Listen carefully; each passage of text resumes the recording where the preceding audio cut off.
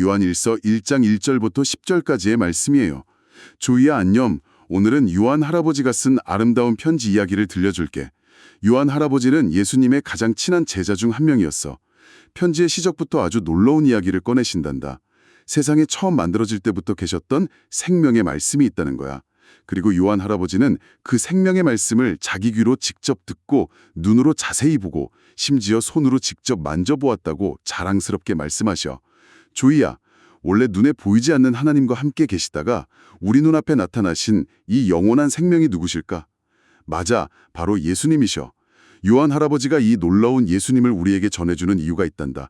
그건 바로 우리도 하나님 아버지 그리고 예수님과 함께 사랑의 사귐을 나누게 하고 싶어서야. 우리가 서로 마음을 나누고 친해지는 것처럼 하나님과 끈끈하고 예쁜 친구가 되기를 바라신 거지. 이 사귐이 있을 때 우리 마음에 기쁨이 가득 찰 수 있단다. 그리고 요한 할아버지는 예수님께 직접 들은 아주 중요한 비밀을 하나 알려주셔. 하나님은 눈부신 빛이시고 하나님 안에는 캄캄한 어둠이 조금도 없다는 사실이야. 조이야, 우리가 빛 대신 하나님과 친하다고 하면서 남을 미워하거나 나쁜 짓을 하는 어두운 죄 속에 살아간다면 어떻게 될까? 그건 하나님과 친하다는 말이 새빨간 거짓말이 되는 거야. 하지만 우리가 빛이신 하나님을 따라 밝고 환한 빛 가운데서 살아가면 우리는 서로 예쁜 사랑을 나눌 수 있어. 그리고 우리가 빛 가운데 있을 때 하나님의 아들 예수님이 흘리신 피가 우리의 모든 더러운 죄를 아주 깨끗하게 씻어주신단다. 마치 더러워진 손을 비누로 깨끗하게 씻어내는 것처럼 말이야. 그런데 어떤 사람들은 나는 죄를 지은 적이 하나도 없어 라며 잘난 척을 해. 요한 할아버지는 그건 자기 자신을 속이는 바보 같은 행동이라고 하셨어. 그렇게 말하면 진짜 진리가 그 사람 마음속에 없는 거란다. 심지어 하나님을 거짓말쟁이로 만드는 아주 나쁜 행동이야. 그럼 우리가 죄를 지었을 때는 어떻게 해야 할까? 아주 간단해. 하나님, 내가 이런 나쁜 생각과 행동을 했어요 하고 솔직하게 고백하면 돼. 하나님은 참 믿음직하고 좋으신 분이라서 우리가 숨기지 않고 솔직하게 말하면 우리의 모든 죄를 용서해 주시고 우리 마음을 다시 하얗게 만들어 주신단다. 네, 참 따뜻하고 놀라운 이야기네요. 자, 이 놀라운 이야기를 우리 함께 풀어볼까요? 방금 들려드린 이야기가 바로 요한 할아버지가 쓰신 편지의 내용이에요. 맞아요. 그 성경에 나오는 아주 중요한 편지죠. 네네. 그런데 여기서 우리가 가장 먼저 주목해야 할 아주 중요한 사실이 있어요. 편지의 시작 부분을 보면 요한 할아버지는 이 이야기가 옛날 옛적 호랑이 담배 피우던 시절의 전설이나 막 꾸며낸 동화가 아니라는 걸 아주 단호하게 말씀하고 계시잖아요. 네, 그 부분이 정말 흥미로운 지점이에요. 그러니까 생각해 보세요. 내가 내 귀로 직접 들었고 내 두 눈으로 아주 자세히 보았고 심지어 내 손으로 직접 만져보았다. 이렇게 엄청 힘주어 말씀하시거든요. 맞습니다. 요한이라는 인물이 자신이 겪은 이 놀라운 경험을 단순히 나 예수님 봤다 하고 자랑하려고 기록한 게 아니라는 사실을 보여주는 거예요. 아, 자랑이 아니군요. 네, 요한은 그 눈에 보이지 않는 하나님이 진짜 사람이 되셔서 우리 역사 한가운데로 걸어 들어오셨다는 그 엄청난 현실을 증언하고 있는 겁니다. 와, 역사 한가운데로요? 그럼요. 예수님이 진짜로 우리와 똑같은 모습으로 숨을 쉬고 같이 밥을 먹고 제자들과 이야기를 나누셨다는 거죠. 그러니까 상상 속의 어떤 아이디어가 아니라 시공간 속에서 일어난 구체적인 사실이라는 점을 우리한테 상기시켜주는 거예요. 바로 그거죠. 막 머릿속으로 상상해낸 철학이 아니라 직접 눈을 맞추고 체온을 나눴던 아주 생생한 기억인 거예요. 네네. 그렇기 때문에 이 편지가 오늘날 우리에게도 진짜 의미를 가질 수 있는 거고요. 그런데 요한 할아버지가 그 예수님을 통해 알게 된 하나님의 진짜 모습, 그러니까 그 엄청난 비밀을 하나 알려주셨잖아요. 아, 빛에 대한 이야기죠. 네, 하나님은 눈부신 빛이시며 그 안에는 캄캄한 어둠이 조금도 없다. 이 사실이요. 네, 그 부분이 우리가 짚고 넘어가야 할 첫 번째 핵심입니다. 우리 물리적인 빛의 성질을 한번 떠올려 볼까요? 아무리 캄캄한 지하실에 우리가 들어가더라도 너무 무섭죠, 캄캄하면. 그렇죠. 하지만 전등 스위치를 켜는 그 즉시 빛이 방 안을 확 채우고 어둠은 그냥 흔적도 없이 다 사라져버리잖아요. 혹, 맞아요. 순식간에 밝아지죠? 네, 빛과 어둠은 단 1초도 같은 공간에 섞여 있을 수가 없어요. 성경에서 하나님이 완벽한 빛이시라는 건 그 하나님 안에는 나쁜 생각이나 미움, 또 거짓말이나 이기심 같은 그런 어둠이 단 1%, 아니, 0.001%도 섞여 있지 않다는 뜻입니다. 와, 0.001%도요? 네, 완벽한 순결함과 거룩함을 의미하는 거거든요. 어둠이 1%도 없다는 말씀이 진짜 마음에 확 와닿네요. 그렇다면 빛과 어둠이 함께할 수 없는 것처럼 우리의 삶도 마찬가지겠네요. 어떤 점에서 그럴까요? 우리가 막 남을 미워하고 거짓말도 하고 나쁜 행동을 계속하면서 나는 빛이신 하나님과 정말 친해. 이렇게 말한다면 그건 앞뒤가 전혀 맞지 않는 거잖아요. 아주 정확합니다. 그래서 요한 할아버지는 그걸 아주 단호하게 거짓말이라고 표현하셨어요. 아, 거짓말? 네, 진리를 행하지 않는 삶이라는 거죠. 마음속에는 다른 사람을 향한 미움이나 시기, 또 질투가 가득하면서 입술로만 하나님을 사랑한다고 말할 수는 없다는 그 원리를 차분하게 설명해주고 계신 겁니다. 그렇구나.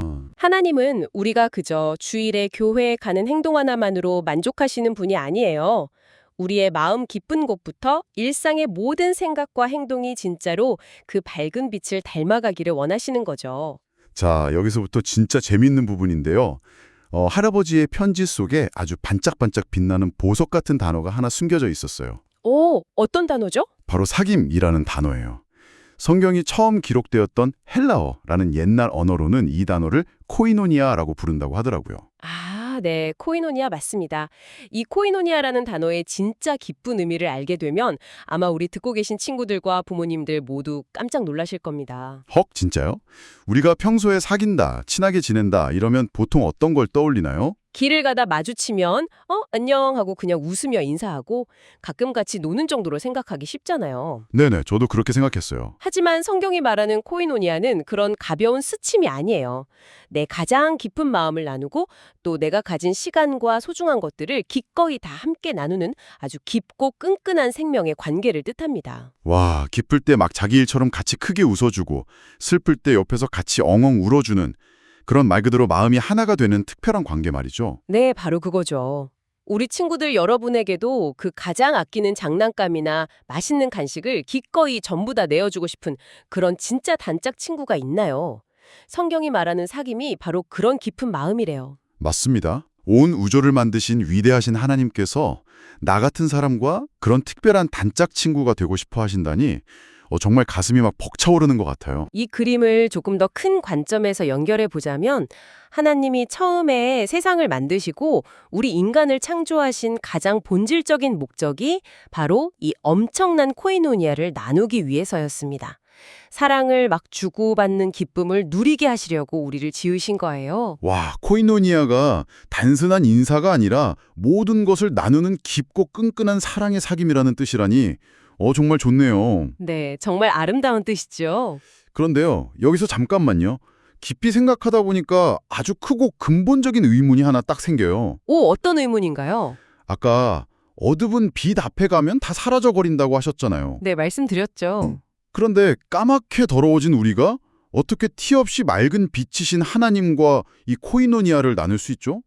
우리는 매일매일 크고 작은 잘못을 저지르잖아요. 그렇죠. 누구나 실수를 하니까요.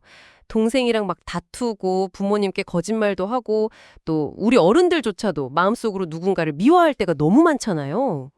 그렇다면 마음속에 그 죄라는 어둠을 가진 우리가 완전한 빛이신 하나님 앞에 서면 사귐은커녕 오히려 그 빛에 막 다 타버리거나 쫓겨나야 하는 거 아닐까요? 아, 아주 날카로운 지적입니다. 애초에 우리 같은 사람과 하나님이 사귄다는 건 불가능한 일처럼 들려서요. 그 질문이 바로 기독교 복음의 가장 큰 딜레마이자 이 이야기의 가장 위대한 반전과 연결되는 지점이에요. 맞습니다. 우리 힘이나 노력으로는 완벽한 빛이신 하나님 앞에 설 수가 없어요. 그럼 어떡하죠? 아무리 착한 일을 많이 하려고 결심해도 우리 마음 깊숙한 곳에서 막 솟아나는 어둠을 우리 스스로 완벽하게 지워낼 수는 없으니까요. 그래서 이 놀라운 이야기의 주인공이신 예수님이 이 딸에 오셔야만 했던 겁니다. 우리가 스스로 막 깨끗해질 수 없기 때문에 누군가 도와주셔야 했다는 거군요. 네. 그렇다면 예수님은 이 불가능해 보이는 문제를 어떻게 해결해 주신 건가요? 여기서 조금 어려울 수도 있지만 아주 중요하고 아름다운 성경의 원리 하나를 제가 설명해 드릴게요. 바로 칭의라는 개념입니다. 칭의요? 발음이 조금 어려운데요? 네, 이걸 쉽게 이해하기 위해서 우리가 흔히 일상에서 겪을 법한 상황을 하나 떠올려 보죠. 만약에 어떤 아이가 동네 골목에서 야구를 막 신나게 하다가 실수로 이웃집에 아주 비싸고 커다란 유리창을 와창창 깨트렸다고 한번 상상해 보세요. 아, 세상에. 정말 눈앞이 캄캄해지는 순간이네요. 아이가 자기 용돈으로는 도저히 물어낼 수 없는 엄청난 사고를 친 거잖아요. 그렇죠. 아이는 그 유리창 값을 갚을 능력이 전혀 없습니다. 빚을 엄청 지게 된 거죠. 네네. 바로 그때 아이의 부모님이 달려오십니다. 그리고 그 유리창 주인에게 가서 아이 대신 엄청난 돈을 지불하시고 빚을 모두 다 갚아주시는 거예요. 아, 부모님이 대신요? 네, 그리고 주인이 내 모든 값이 치러졌습니다 하고 영수증을 딱 써주면 이 아이는 더 이상 빚쟁이가 아닙니다. 법적으로 완전히 자유롭고 깨끗해진 거죠. 아하. 그러니까 아이가 창문을 깨트린 그 사실 자체가 막 마법처럼 없었던 일이 되는 건 아니지만 부모님이 대신 그 값을 다 치러주셨기 때문에 아이에게는 더 이상 갚아야 할 책임이나 벌이 남아있지 않게 된 거군요. 네, 정확하게 보셨습니다. 칭의가 바로 이런 거예요. 하나님께서 원래는 죄 때문에 엄청난 빚을 진 우리를 딱 보시고 너는 예수님이 십자가에서 흘리신 피로 모든 죄의 값을 대신 다 치르셨기 때문에 이제 빚이 하나도 없는 아주 깨끗하고 의로운 아이야. 이렇게 법정에서 판사가 선언하듯이 도장을 쾅 찍고 인정해 주시는 겁니다. 와, 정말 엄청난 은혜네요. 내가 내 힘으로 막 빡빡 문질러서 더러움을 닦아내는 게 아니라 예수님이 대신 값을 치러주신 영수증을 보시고 나를 깨끗하다고 인정해 주신다는 거잖아요. 맞습니다. 그래서 1장 7절에 보면 하나님의 아들 예수님이 흘리신 피가 우리의 모든 더러운 죄를 아주 깨끗하게 씻어주신다고 기록되어 있는 겁니다. 네, 깨끗하게 씻어주신다. 우리가 갑자기 막 단 한 번도 실수하지 않는 완벽한 천사나 무슨 로봇이 되어서가 아니에요. 우리는 여전히 연약해서 자꾸 넘어지고 실수하지만 우리를 덮어주고 계신 예수님의 보혈이 너무나도 완벽하기 때문에 하나님은 우리를 빛의 자녀로 받아들여 주시고 코이노니아를 계속 이어가시는 겁니다. 아, 그래서 그 피가 진짜 눈처럼 우리를 포근하게 덮어주신다는 거군요. 그렇다면 이 모든 것이 우리 일상에서 구체적으로 어떤 의미가 있을까요? 아주 좋은 질문이에요. 듣고 계신 친구들, 집에서 이런 경험 한 번쯤 있지 않나요? 엄마가 가장 아끼는 예쁜 컵이나 접시를 막 실수로 깼을 때 말이에요. 헉, 생각만 해도 아찔하네요. 그 순간 막 가슴이 철렁 내려앉죠. 혼날까봐 무서워서 침대 밑으로 컵 조각을 막 쓱 밀어넣어 숨기거나 아니면 나 안 그랬어, 동생이 그랬어 하고 거짓말하면서 어둠 속으로 속 숨어버리고 싶었던 적 아마 있을 거예요. 네, 그렇게 숨고 싶어하는 마음이 바로 우리 인간의 아주 깊고 자연스러운 본성입니다. 인류의 조상인 아담과 하와가 에덴 동산에서 죄를 짓고 나서 가장 먼저 했던 행동도 바로 그 나무 뒤로 속 숨는 것이었잖아요. 아, 맞아요. 숨었었죠. 네, 우리 안의 부끄러움이 우리를 자꾸만 그렇게 어둠 속으로 몰아넣는 겁니다. 그리고 이건 비단 어린이들뿐만의 이야기가 아니에요. 어른들도 똑같나요? 그럼요. 함께 듣고 계신 부모님들도 아마 마찬가지실 겁니다. 직장에서 막 큰 실수를 했을 때 어떻게든 감춰보려고 하거나 나의 연약함을 다른 사람들에게 들키기 싫어서 아무 문제 없는 척 막 포장하면서 스스로를 숨길 때가 얼마나 많습니까? 어른이나 아이나 두려움 때문에 빛에서 도망쳐서 어둠 속으로 숨으려는 본능은 똑같은 거죠. 아, 정말 공감이 되네요. 아이나 어린이나 혼나는 게 두렵고 내 부끄러운 모습을 들키는 게 너무 무서운 거죠. 하지만 요한 할아버지는 오늘 편지에서 아주 단호하게 경고하십니다. 네, 단호하게 말씀하시죠. 죄를 지어놓고 나는 죄가 없어요, 난 아무 잘못 안 했어요 라고 막 잘난 척하거나 어둠 속으로 계속 숨어버리는 것은 결국 빛이신 하나님을 거짓말쟁이로 만드는 아주 어리석은 행동이라고요. 그렇습니다. 왜냐하면 하나님 앞에서는 우리의 그 어떤 행동이나 생각도 결코 숨길 수가 없기 때문입니다. 완벽한 빛 앞에서는 가장 깊은 곳에 있는 그림자까지 다 드러나게 마련이니까요. 가 드러나죠. 그래서 하나님이 우리에게 진짜로 요구하시는 건 완벽하게 한 번 더 넘어지지 않는 삶이 아니에요. 하나님이 원하시는 건 넘어졌을 때 다시 빛 가운데로 건너나올 수 있는 용기입니다. 아, 완벽함이 아니라 빛으로 나아가는 용기요. 막 혼날까봐 덜덜 떨리지만 침대 밑에 숨는 대신 밖으로 나와서 아빠 저 또 넘어졌어요. 제가 이런 나쁜 생각과 행동을 했어요. 라고 솔직하게 입을 여는 것. 그게 바로 우리가 해야 할 고백이군요. 네, 자신의 연약함을 인정하는 솔직한 고백입니다. 그래서 요한일서 1장 9절은 성경 전체를 통틀어서 가장 위로가 되는 아름다운 약속 중 하나예요. 만일 우리가 우리 죄를 자백하면 그는 미쁘시고 의로우사 우리 죄를 사하시며. 아, 정말 따뜻한 말씀이네요. 우리가 숨기지 않고 솔직하게 우리의 잘못을 고백하면 참 믿음직하시고 좋으신 하나님 아버지께서는 과연 어떻게 반응하실까요? 너 또 그런 잘못을 했어요. 내 그런 줄 알았다. 당장 나가. 하고 막 야단치며 우리를 밀어내실까요? 전혀 아니죠.